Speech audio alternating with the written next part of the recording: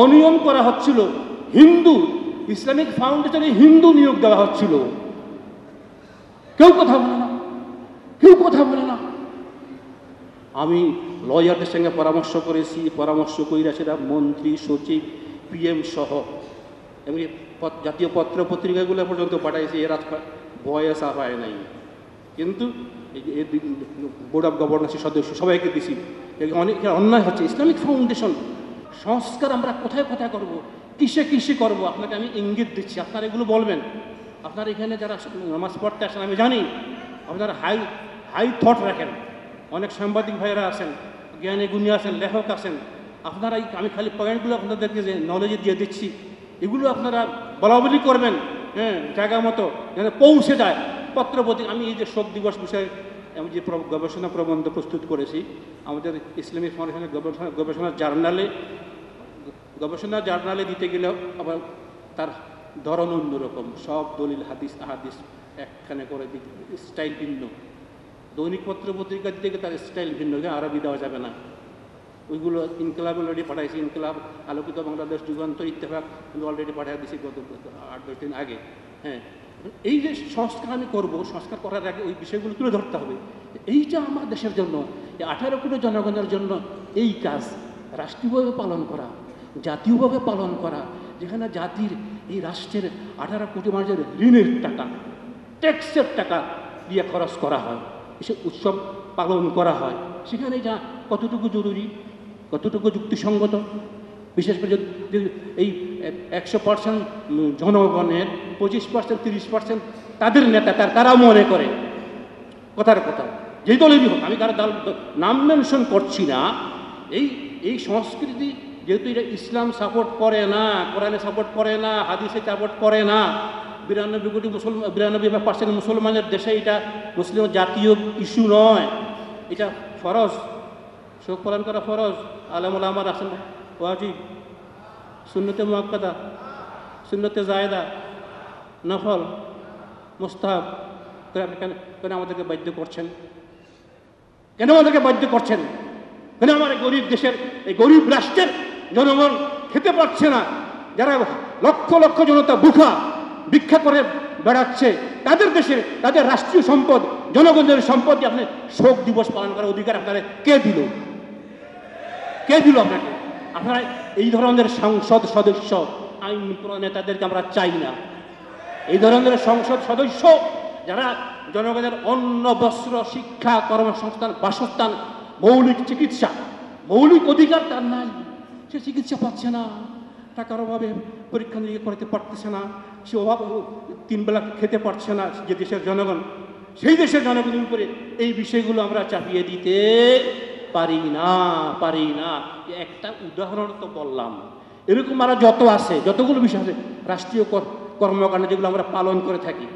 আমরা উৎসব হিসেবে, উৎসব ঈদ ঠিক আছে, 2 ঈদ ইসলামের যেগুলো সাপোর্ট আছে করব। ইসলামের সাপোর্ট আছে আপনার শরীয়তের বিধান হইল বাবা মারা যাক, মা মারা যাক, যেই যারা একেবারে স্ত্রী, একমাত্র স্বামী মারা গেলে স্ত্রীর জন্য 4 মাস 10 দিন শোক পালন করা কি আপনারা জানেন? স্বামী মারা গেলে স্ত্রীর জন্য এই একটা খাত, শুধু 4 মাস 10 দিন। বাকি যে কেউ মারা যাক, যত বড় বাবা হোক, মা হোক, একেবারে অন্তরঙ্গ বন্ধু হোক, 3 দিনের বেশি শোক পালন করা। শোক 3 দিনের পরেও আবার বছরে বছরে, সপ্তাহে সপ্তাহে, 40 দিনের পরে শোক উদযাপন করা, বছর এই শোক পালন করতে যাইয়া হাজার হাজার লাখ লাখ টাকা খরচ করা হারাম, হারাম, হারাম, হারাম। আমার মুখের কথা বললে তো হবে না, আমার মুখের কথা বললে তো হবে না। হ্যাঁ, স্লোগান দিবেন না। আমি শক্ত হাতে কথা বলতেছি। এই গত 18-19 বছর এই রেজিমের এই 16 বৎসর কোথাও অফিসে আমার প্রোটোকল অনুযায়ী আমি এখানে ডাইরেক্টর ইকুইভ্যালেন্ট লেভেলে আছি। হ্যাঁ, একসময় ডিডি ইকুইভ্যালেন্টে ছিলাম। তখনও আমার অফিস হোক, আমার মন্ত্রণালয় থেকে যে সচিবরা এসেছেন বিভিন্ন মিটিংয়ে, কোথাও আমি অন্যায় যেটা দেখেছি, না হোক যেটা দেখেছি আমি বলেছি। আমাদের অফিসে খোঁজ দিলে আপনারা দেখবেন। আমার ওই দলীয় ট্যাগ আমার দিতে পারবে না, আর দিলে কি আমার আমার সর্বশেষ আমার চাকরি আপনি আউট করবেন। ওতে আমার রেজেকের মালিক আমার অফিস, আমার রেজেকের মালিক আমার ডিজি, আমার রেজেকের মালিক আমার সচিব, আমার রেজেকের মালিক আমার প্রধানমন্ত্রী। নো, অনিয়ম করা হচ্ছিল। হিন্দু ইসলামিক ফাউন্ডেশনে হিন্দু নিয়োগ দেওয়া হচ্ছিল। কেউ কথা বলে না, কেউ কথা বলে না। আমি লয়ারদের সঙ্গে পরামর্শ করেছি, পরামর্শ কইরা সেটা মন্ত্রী, সচিব, পিএম সহ এমনি জাতীয় পত্র পত্রিকাগুলো পর্যন্ত পাঠাইছি, এরা ভয়ে সাফায় নাই। কিন্তু বোর্ড অফ গভর্নেন্সের সদস্য সবাইকে দিছি। অনেক অন্যায় হচ্ছে। ইসলামিক ফাউন্ডেশনে আমরা চাকরি করব, কর্মচারী দিনের কাজ করব, দিনের সেবা দেব, দিনে দাওয়াতের কাজ করব। ইসলামিক ফাউন্ডেশনে চাকরি করে যদি আমি নমাজ না পড়ি, নমাজ না পড়নেওয়ালা কর্মচারী, নমাজ পড়ে না, সিগারেট খাইব, অন্যায় করব, নিয়োগ দুর্নীতি বাণিজ্য করব ইসলামিক ফাউন্ডেশনে, এগুলো কি মেনে নেওয়া যায়? মেনে নেওয়া যায়? তো কোনোভাবে মেনে নেওয়া যায় না। কিন্তু এই রেজিম, এই ফ্যাসিবাদের ভয়ে কেউ মুখ খুলে নাই। আলহামদুলিল্লাহ, আপনাদের দোয়া, আপনাদের দোয়া একমাত্র আমি মুখ খুলেছি, লিখিত প্রতিবাদ করেছি। 7, 8, 10 পৃষ্ঠা পিএম কার্যালয় অন্যায় হচ্ছে, অবিচার হচ্ছে। কিছুটা উপকার হয়েছে, পড়ার হিন্দুগুলোর ভাইবাতে বাদ দেওয়া হয়েছে। তারা হিন্দু, আমাদের দেশের লোক, তারা তাদের ধর্মীয় প্রতিষ্ঠান চাকরি করে। আমার কোনো মুসলমান কোনো আলেমরে গির্জায় মন্দিরে চাকরি দিব? গির্জায় মন্দিরে কোনো চাকরি দিব? দিলে আমার যাওয়া ঠিক হবে না? তাদের স্বাধীন। আমাদের মুসলমান ইসলামের খেদমত করব, দিনে দাওয়াতে কাজ করব, আর এখানে হিন্দু লোক গিয়ে ডাইরেক্টর বসায় রাখবো, ডিডি বসায় রাখবো, এডি বসায় রাখবো, এগুলি কি কোনোভাবে বৈধ হইতে পারে? ন্যূনতম যুক্তি দিয়ে রিক্সাওয়ালাকে বললে সেও তো মেনে নেবে না, কিন্তু তাও আমাদেরকে মেনে নিতে হয়েছে দীর্ঘদিন। আল্লাহ পাক আমাদেরকে সেই যে কঠিন পাথর থেকে, পাথর চাপা থেকে আল্লাহ আমাদেরকে মুক্তি দিয়েছেন, আলহামদুলিল্লাহ। তো বলতেছিলাম এই শোক পালনের কথা। عن عبد الله بن جعفر رضي الله عنه قال لما جاء نعي جعفر قال رسول الله صلى الله عليه وسلم اصنعوا لآل جعفر طعاما فقدتهم ما يشغلهم وأمر يشغلهم। হযরত জাফর রাদিয়াল্লাহু তাআলা আনহুর মৃত্যুর খবর যখন আসলো, তখন জনাবে রাসূল সাল্লাল্লাহু আলাইহি ওয়াসাল্লাম বললেন, এই তোমরা জাফরের পরিবারের জন্য, আজকে তাদের জাফর মারা গেছে, সবাই তো শোক সন্তুষ্ট অবস্থায় আছে। হ্যাঁ, নিজেরা যে নিজেদের রান্নাবান্না করে খাইব, ওই তো পরিবেশ নাই। ওই জন্য আমাদের দেশে এখনও তো রেওয়াজ আসে না, আমাদের কেউ মারা গেলে, চাচা মারা গেলে বা ফুফু মারা গেলে আমরা খাবার রান্না করে পাঠাই না। এইটা ঠিক আছে, এটা হাদিসে আছে। এটা কি সহি হাদিসে আছে, হাদিস থেকে এসছে। হ্যাঁ, মুসলমানদের দায়িত্ব। এখন শুধু তাদেরকে রান্নাবান্না করে যে খাওয়াইবেন এইটাই দায়িত্ব না, তারা তো খাইতে চাইবে না। শোকাতু ওই সময় বলা হয়েছে হাদিসের গীতা অয়ুলেহ্য আলাইহিম ফিল আকলে, অয়ুলেহ্য আলাইহিম, তাদেরকে বারবার জোর দিবেন, বুঝে শুনে খান খান না, আল্লাহ নিয়ে দিচ্ছে, আল্লাহ নিয়ে গেছে, আল্লাহ আপনাকে জান্নাত নসিব করুক। আপনারা ওনার শোকে না খেয়ে পানাহার না করে দুর্বল হয়ে যাবেন। দুর্বল হয়ে গেলে তো নামাজও পড়তে পারবে না, ঘর সংসারও চলতে পারবে না। আল্লাহ আজকে বাবা মারা গেছে, কালকে আমি মারা যাবো, পরের দিন ছেলে মারা যাবে, এটা ধারাবাহিকতা চলবে। কারণ এই শোক নিয়ে বসা থাকলে তো হবে না। হ্যাঁ, 2 দিন 3 দিন পর্যন্ত শোক পালন করবেন, মনে মনে কষ্ট রাখবেন, কান্না করবেন, চিৎকার দিয়ে না, হই উল্লেখ করে না। আবার প্রতিবেশী যারা আছে, স্বজন যারা আছে, তারা তাদেরকে খাবার পরিবেশন করবেন, তাদেরকে বুঝাইবেন, যাতে আবার ঘুরে দাঁড়াতে পারে, সাহস দিবেন। হ্যাঁ, এই শরীয়তে আছে। তা কয়দিন? সালাসা আইয়াম। হ্যাঁ, عن محمد بن سيرين قال توفي ابن لأم عطية, عطية رضي الله تعالى عنه ছেলে মারা গেছে। ফালাম্মা কানাল ইয়াউমুস সালিস, তৃতীয় দিন যখন হইল, ওই মহিলার ছেলে মারা গেছে 3 দিন আগে, তৃতীয় দিন যখন হলো, দাঁত বি সুফরাতিন, সেটা হলো ওই আমরা জাফরান সুগন্ধি তখনকার, ফাতা মাসসাহাত বিহি, সারা গায়ে সুগন্ধি মাখছে। বা ছেলে মারা গেছে 3 দিন আগে, 3 দিন পুরো হয়ে গেছে, সারা গায়ে সুগন্ধি গেরান টেরান মাখছে। হ্যাঁ, অকালাত নুহিনা আন নুহিদ্দা আকসারা মিন সালাস, আমাদেরকে নিষেধ করা হয়। মহিলা বলতেছে, আমি যে নবীজির কথায় অক্ষরে অক্ষরে পালন করতে আসি, 3 দিন পুরো হয়েছে, এখন যে আমি শোকের মধ্যে নাই, শোকের মধ্যে নাই থাকি, সুন্দর জামা কাপড় পরছি, আতর গ্রান লাগাইছি, আতর গ্রান লাগাইছি, তার মানে কি আমি এখন আর শোকের মধ্যে নাই। নবীজির কথার উপরে, হাদিসের উপরে আমল করার জন্য। আর আপনি 50 বছরে গেছে, এখন বছরে বছরে আপনার শোক দিবস পালন করতে আসেন, কে খুশি? আপনি কি মুসলমান? আপনি ইসলামী নির্দেশনা মাইনা চলেন? এইগুলো আমাদেরকে সংস্কার করতে হবে। এই সুযোগ রাষ্ট্রীয়ভাবে দেওয়া হবে না। এই সুতায় ওই সুতায়, এই দিবস ওই দিবসের উপলক্ষে রাষ্ট্রীয় কোষাগার থেকে কোটি কোটি টাকা খরচ করা হচ্ছে। সেই রাষ্ট্রের, যেই রাষ্ট্রের হাজারো লাখ জনগণ দুবেলা পেট পুড়ে পেট ভরে খেতে পাচ্ছে না, সেই দেশে এগুলো কি মেনে নেওয়া যায়? এইগুলো আমাদেরকে এইভাবে আপনারাও চিন্তা করেন। আমি একটা চিন্তা সুযোগ করে দিলাম। এই যে হাদিস, এই হাদিসের আলোকে ক্বালা ইবনু আবিদিন, শরিয়া আইন অনেকে আবার বুঝে না, মনে করে হাদিস এক জিনিস আর মুফতি সাহেবদের ফতোয়া দেয়, কিছু লোক আছে আমাদের দেশে বিভ্রান্তি ছড়ায়।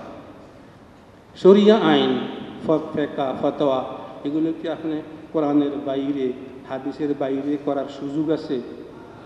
ইসলামী আইন কোন, শরিয়া আইন কোন, কোরআন হাদিস বাদ দিয়া ইমাম আবু হানিফা তার মন গড়া আইন বানাইতে পারবো? ইমাম শাফি রহমতুল্লাহ, মালিক রহমতুল্লাহ আলাই নিজের মন মতো কি শরিয়া আইন বানান যাইব? ওই হাদিস থেকে বানাইতে হবে, কোরআন থেকে বানাইতে হবে। ওইসব হাদিস থেকে যে ফতোয়ার সর্বোচ্চ কিতাব যেটা, এই হাদিসগুলোকে সামনে রেখে ওনারা আইনি আকার, আইনি কাঠামো দিয়েছেন। ক্বালা ইবনু আবিদিন ফিল ইমদাদ, ক্বালা কাসীরুম মিন মুতাআখিরি আইম্মাতিনা ইয়াকরাহুল ইজতিমাউ ইনদা সাহিবিল মাহবাত। 3 দিন চইলা গেলে বাড়িওয়ালার ওইখানে, বালগণ এখানে একত্রিত হওয়া, সমবেত হওয়া শোক পালনের জন্য, ইয়াকরাহু মাকরুহ, জায়েজ তো নাই, বরং কি 3 দিন পরে, জায়েজ তো নাই বরং 3 দিন পরে কি মাকরুহ। বাল ইজা ফারাগা, বাল ইজা ফারাগা ওয়া রাজা'আন নাস মিন আদ-দাফন ফালইফাররিকু ওয়া ইয়াশতাগিলু আন-নাস বিউমুরিহিম ওয়া সাহিবুল বাইতি বিআমরিহি। তখন হয়ে গেছে, বাস সবাই বাসা বাড়িতে চলে যাবে। 3 দিন পুরো হয়ে গেছে, 3 দিনের পরে আর কেউ জমা হবে না, একত্র হইয়া শোক পালন, শোক দিবস। নো, হাদিস, ওই হাদিসে এলাও করে না, শরিয়া আইনেও এলাও করে না। আমরা যারা আমাদের আউলিয়া কেরামদের, আমরা সওয়াব, ইসরায়েলি সওয়াব করি, আমরা কী করি? ওই 1 বছর পরে, 2 বছর পরে বা প্রত্যেক দিন আমরা যে ইসরায়েলের সওয়াব করি, আমাদের তরিকতের যারা দীক্ষা, সেখানে প্রতিদিন আপনি সপ্তাহে 40-7 দিন, আর বছরে অমুক তারিখে একবার দোয়া করবেন কেন? দোয়া করবেন, আমরা তো দোয়া করি হাদিসে শেখানো আছে সব সার্বক্ষণিক, বাবার জন্য, মায়ের জন্য, আমার পীর উস্তাদের জন্য, আমার যাদের দ্বারা আমি দিন শিখেছি, আল্লাহকে চিনেছি, জাতি রাষ্ট্রকে চিনেছি, আন্দোলন কারে কয়, জিহাদ কারে কয়, সংস্কার কারে কয়, এই জিনিসগুলো আমাদের জ্ঞান নলেজ যাদের দ্বারা পেয়েছি। আর সমাজে আল্লাহ আমাকে এই সুইতে, এই স্তরে, এই আসনে বসাইছে আমার যাদের উসিলায়, তাদের জন্য দোয়া করবো সকালেও, বাদাল ফজর, বাদাল মাগরিব, সব সময় 5 ওয়াক্ত নামাজের পরে। ইসলাম নির্দেশনা করেন, কিন্তু নির্দিষ্ট করে অমুক তারিখে করা লাগবে, ওরা এত কিছু জমা করা লাগবে, এত টাকা খরচ করা লাগবে। নো, এটা নফল। আপনি নফল কাজে, মুস্তাব কাজে কেউ জমা করেন, ওই বাবদে আপনি টাকা পয়সা খরচ করতে পারেন না। সেক্ষেত্রে, যে ক্ষেত্রে আমার ফরজ পালিত হচ্ছে না, আমার ওয়াজিব পালিত হচ্ছে না, আমার দেশের মানুষের জৌরিক মৌলিক শিক্ষা ব্যবস্থার শিক্ষা আমি পুরোপুরি সংকুলন প্রয়োজন মিটাইতে পারতেছি না। আমার দেশের 18 কোটি মানুষের চিকিৎসা ব্যবস্থা পুরোপুরি আমি সংকুলন, আমার রাজস্ব সব মিলিয়ে আমি সংকুলন করতে পারতেছি না, দাবি আদায় করতে পারছি না, চিকিৎসা ব্যবস্থা পারতেছি না, বাসস্থানের ব্যবস্থা করতে পারতেছি না, অন্য বছরের মৌলিক চাহিদা ফরজ ওয়াজিব যেগুলো ফরজ ওয়াজিব এগুলো আমি সেগুলো গুলোইতে পারতেছি না। এইগুলো ফরজ ওয়াজিব বাদ দিয়া আমাদের নফল পালনের জন্য, মুস্তাব পালনের জন্য ব্যক্তিগত আমল, শখসি আমল, দোয়া দুরুদ করবেন, সারাদিন তাজ্জুদ পড়েন না, আপনি সারাক্ষণ জিকির করেন, সেগুলোর জন্য আপনি তো অন্যদেরকে বাধ্য করতে পারেন না। কথা বুঝে এসছে? সেগুলোর জন্য অন্যদেরকে আপনি বাধ্য করতে পারেন না। আপনি বাধ্য করতে পারেন ফরজ ওয়াজিবের জন্য, হালাল হারামের জন্য। সুদী ব্যবস্থায় আমার দেশ, আমার আর্থিক ব্যবস্থা সুদে ভরপুর। আমার আর্থিক ব্যবস্থা, অর্থনৈতিক প্রতিষ্ঠান, আমি ওই ফরজ, সেটা থেকে মুক্ত হওয়া ফরজ, দুর্নীতি থেকে মুক্ত হওয়া ফরজ, ঘুষ বন্ধ করা ফরজ। এইসব ফরজ বিষয়ে পদক্ষেপ না, এইসব ফরজ বিষয়ে পদক্ষেপ নিতে গিয়ে লাখ টাকা কোটি টাকা খরচ হয় হোক, তবু মুক্ত করে ছাড়বো। দুর্নীতি, ঘুষ, সংস্কার বলতে কি? দুর্নীতি, ঘুষ, অনিয়ম বন্ধ করব, ফরজ ওয়াজিব পর্যায়ে যেগুলো সেগুলো করব, নফল মুস্তাহাব নিয়া দালাদালি ফালাফালি লাফালাফি করব না। আমি টুপি, আমাদের ওই যে সংস্কারের মধ্যে এই তো বললাম, এদিকে দেখাইলাম, আরেকদিকে আমাদের মধ্যে ওলামায়ে কেরামদের মধ্যে যারা আমরা ইসলামের জন্য কাজ করতেছি, সারা জীবন অক্ষ করে দিয়েছি, আমাদের মেন্টাল মানসিক সংস্কারও ওয়াজিব। বলেন আমার সঙ্গে, বলেন ওয়াজিব। কীভাবে ওয়াজিব? এই ওয়াজিব দেখাইছি আমি এই যে জর্ডান একটা রাষ্ট্র, আপনারা নাম জানেন, এই জর্ডান রাষ্ট্রের ভিতরে ঢুকছি। তারা তাদের দুই দফা প্রশিক্ষণে গিয়েছিলাম। 2 দফা প্রশিক্ষণে গিয়ে ওদের ভিতরে সব সেনাবাহিনী সহ একেবারে ওই বিমান বাহিনী, পুলিশ, সুরতা, সব বিভাগে ঢুকছি। আমাদের ঘরে সব দেখাইছি। প্রত্যেকটা বিভাগে, প্রত্যেকটা অধিদপ্তর, পরিদপ্তরে, ডিপার্টমেন্টে 3 করে মুফতি নিয়োগ দেওয়া। 3 করে মুফতি, গ্রান্ড মুফতি বলে এদেরকে। এই গ্রান্ড মুফতি সরকারিভাবে নিয়োগ দেওয়া মুফতি, প্রত্যেকটা বিভাগে 3 করে নিয়োগ দেওয়া। আইন আদালত সব কিছু, রাষ্ট্রীয় আইন, দেশজ আইন একটা অংশ আছে, দেশজটা আমাদের যে দেশে যেমন আছে, বাকি পুরো আইন আদালত সম্পূর্ণ ফতোয়া নির্ভর। পুরো আইন ডকুমেন্টারি কীভাবে তৈরি করছি, কোথা থেকে কোনটা পাইছি, একেবারে নাম, ঠিকানা, মোবাইল নম্বর দিয়ে দিছি ভিতরে। 2 দফা 20 দিন প্রশিক্ষণে ছিলাম। ওদের ইন্টারনাল সব কিছু আমাদেরকে ওরা খোলামেলাভাবে দেখে, আমরা এইভাবে চলতেছি। কিন্তু মগর দাড়ি নেই, মগর দাড়ি নেই, টুপি পরে কম মানসি। এখন টুপি পরা কি ফরজ ওয়াজিব? আপনি যদি আমি সংস্কার বলতে সবাই টুপি পরা ইয়ে ছাড়ুন, আমি সংস্কার বলতে সবাই পাগড়ি পরা ইয়ে ছাড়ুন। পাগড়ি পরা কি ফরজ? পাগড়ি ওয়াজিব। পাগড়ি সুন্নতে মুআক্কাদা নো, সুন্নতে জায়েদা নো, নফল মুস্তাহাব বলা হয়েছে। যার কারণে ইমাম সাহেবের পাগড়ি নাই, সব মুসল্লির পাগড়ি আছে। ইমাম সাহেবের পাগড়ি ছাড়া নামাজ পড়াইলে ওই মুসল্লিদের নামাজের কোনো ক্ষতি নেই। মানে ইনফেরাদি ব্যাপার, ব্যক্তি পর্যায়ের কথা বুঝে আসছে। এবাদত আমল ব্যক্তি পর্যায়ের বিষয় যেগুলো আছে সেগুলোকে আপনি যদি আমি বাধ্য করেন সবাই দাঁড়িয়ে রাখাইতে, সবাই দাঁড়িয়ে রাখার কি সম্ভব? সম্ভব না, কোনোদিন সম্ভব না। আপনার মাদ্রাসা যারা পড়ে এদেরকে দাঁড়িয়ে রাখাইতে পারবেন, বুঝাই শুনিয়া ছোটোবেলা থেকে তরবিয়ত দিয়া কঠোর হয় সবাই। দেখুন ইউনিভার্সিটিতে যারা আছে, কলেজে যারা আছে, সবাই দাঁড়িয়ে রাখুক। নো, ওয়াজ করতে পারেন, উৎসাহ দিতে পারেন, বলতে পারেন এটা সুন্নত নবীর মহব্বত, যে যত বেশি নফলে আমল করবে, যত বেশি সুন্নতে আমল করবে, নবীর মহব্বত বাড়বে। ওয়াজ করবেন, বুঝাইবেন, কিন্তু আপনি আইন করতে পারবেন না। এটা কি আইন করা যাবে না? কেন? এটা নফল মুস্তাহাব সুন্নত বিষয়। নফল মুস্তাহাব সুন্নত বিষয় আইন করে পালন করানো যায় না। আইন করে বলা যায় ঘুষ বন্ধ করা যায়, দুর্নীতি বন্ধ করা যায়, ফরজ পালন করা যায়। ফরজের ক্ষেত্রে আবার কিছু ফরজ আছে যে ফরজগুলো রোজা রাখা আমার ব্যক্তিগত বিষয়, নামাজ পড়া আমার ব্যক্তিগত বিষয়, হ্যাঁ, জামাত পড়া সুন্নতে মুআক্কাদা সমবেত, সেটা হইল সুন্নতে মুআক্কাদা, সেটাও ফরজ ওয়াজিব না। এখন আমরা যারা আহলে ওলামায়ে কেরাম আছি, মুফতিয়ানে কেরাম আছি, বিভিন্ন ইসলামী দলের নেতৃত্ব দিচ্ছি, সংস্কারের মধ্যে আমাদের মানসিকতাকেও চেঞ্জ করতে হবে। সংস্কার যদি চান, 18 কোটি মানুষকে একত্রে রেখে আমাদের ছাত্রদের বিজ্ঞ, আমাদের ফলাফল, এদের মেন্টাল, এদের গিলো অনেক কিন্তু প্রস্ফুটিত, হ্যাঁ, এরা পড়াশোনা করে, হ্যাঁ, ওদের আমি গত 18 বছর ধরে যে কথাগুলো আমার অন্তর থেকে চাইতেছিলাম, আর তার আলোকে এই বই তৈরি করছি। ঘুরে এলাম আজব এক দেশ। প্রথম জুমাতে ওই দিন পড়াইছি, ওই দিন দেখাইছিলাম না ওই যে ফতোয়া ও গবেষণা সমগ্র 1, 2, 3, 4, 5 পর্যন্ত আছে, 3টা সাফা হয়েছে, 4 নম্বরটা প্রেসে আছে। এগুলার ভূমিকাতে আমি এই জিনিসগুলো শিখে দিই। সংস্কার করা লাগবে, সংস্কার করতে হবে। সংস্কারের মধ্যে যারা আমরা সংস্কারের উৎসাহ দেব, জাতিকে আমরা তুলব, সংস্কারের পক্ষে কাজ নেব, সেই আগে আমাদের মেন্টাল সংস্কার জরুরি। আমাদের উলামায়ে কেরামদের মেন্টাল, মুফতিয়ানে কেরামদের, আমাদের ইসলামী আন্দোলন যারা আমরা করতে আসি, ইসলাম প্রতিষ্ঠিত হোক আমরা চাই, শরিয়া আইন প্রতিষ্ঠিত হোক আমরা চাই, হ্যাঁ, তাদের মেন্টাল চেঞ্জ 1 নম্বরে জরুরি। 1 নম্বর যদি আমরা কোন এই জন্য সংস্কার, এই জন্য রিফর্ম, আমরা জরুরি ফরজ বিষয় যেগুলো আছে সেগুলোতে জাতিকে ঐক্যবদ্ধ করব।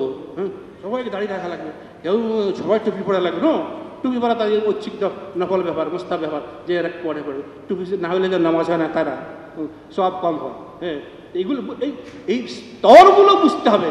এই স্তরগুলো বুঝে ওইভাবে আমরা আহলে ইলম উলামায়ে কেরাম, আমরা ইসলামী আন্দোলনের পক্ষে যারা আছি, ইসলাম কায়েম করতে চাই, তারা আমাদের ডাক্তার, ইঞ্জিনিয়ার, আমাদের ইউনিভার্সিটি প্রফেসররা যারা ওই লাইনে আছে, আমরা তাদেরকে দিনী লাইনে সেবা দিচ্ছি, তারা আমার জাতিকে চিকিৎসা লাইনে সেবা দিচ্ছে, তারা ইঞ্জিনিয়ার বানাইতে সেবা দিচ্ছে, তারা ডাক্তার বানাইতে সেবা দিচ্ছে, তারা আমাদের ভাই।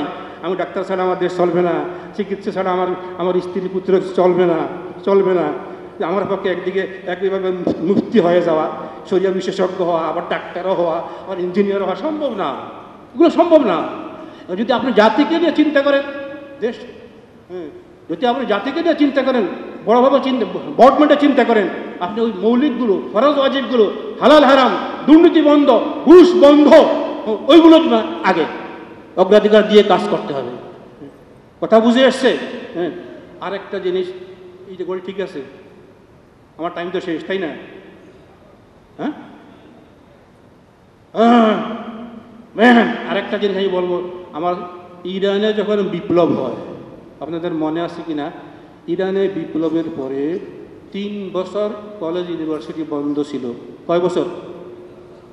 এই পয়েন্টটা আপনাদেরকে আমি নলেজ দিচ্ছি, এই পয়েন্টটা আপনারা সবাই বিবেচনা করবেন, যারা সাংবাদিক ভাইয়েরা আছেন, জ্ঞানী গবেষক প্রফেসররা আছেন।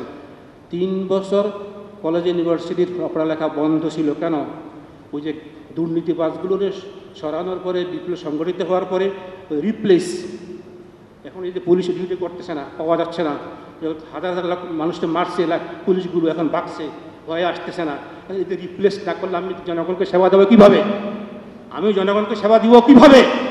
সেই জন্য আমাদেরকে বিবেচনা নিতে হবে যে আমার এখন যদি সম্ভব হয়, যারা পারে তারা 3 বছর পড়ালেখায় কলেজ ইউনিভার্সিটি বন্ধ রাখছে, আমরা প্রয়োজনে কলেজ ইউনিভার্সিটি 1 বছর, এদেরকে আবার অন্যভাবে আমরা বিপ্লবী গার্ড, আপনারা নাম শুনছেন, ওইভাবে এদেরকে রাষ্ট্রীয়ভাবে তাদের প্রয়োজন মেটানো, তাদেরকে প্রশিক্ষণ, 18 থেকে 30 বছর পর্যন্ত সবাইকে ট্রেনিং দেওয়া, 18 থেকে এটা যারা অনেকের প্রস্তাব আছে, এগুলো আমাদেরকে অবশ্যই জরুরিভাবে বিবেচনা করতে হবে।